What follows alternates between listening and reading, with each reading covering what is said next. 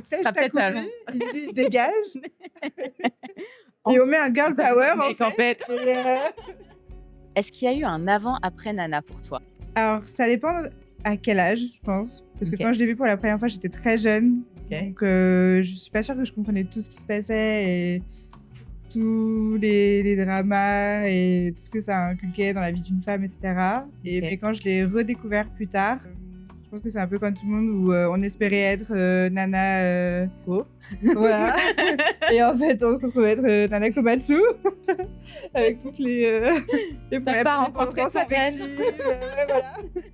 Et mais je pense que ça a aidé à former un peu mon caractère ou à voir ce que je veux pas, ce que j'accepte. Et en fait, c'est vraiment un manga de la vie quotidienne en fait d'une femme de 20 ans. Donc en vrai, voilà. Donc je pense qu'il y a eu un avant-après, mais pas le premier visionnage. Et ça s'est fait petit à petit, peut-être. C'est ce qu'elle nous disait justement, Ouais. la doubleuse de Nana Komatsu ce matin, qui avait un côté très.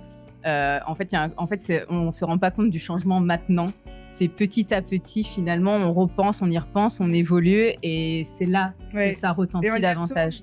Parce que je l'ai lu la première fois quand j'avais 12-13 ans. Et après, j'ai toujours lu un peu au fil du temps. Et tu as toujours des moments où ça correspond à ce que tu vis ou alors tu as déjà vécu ces choses-là. Donc, ouais.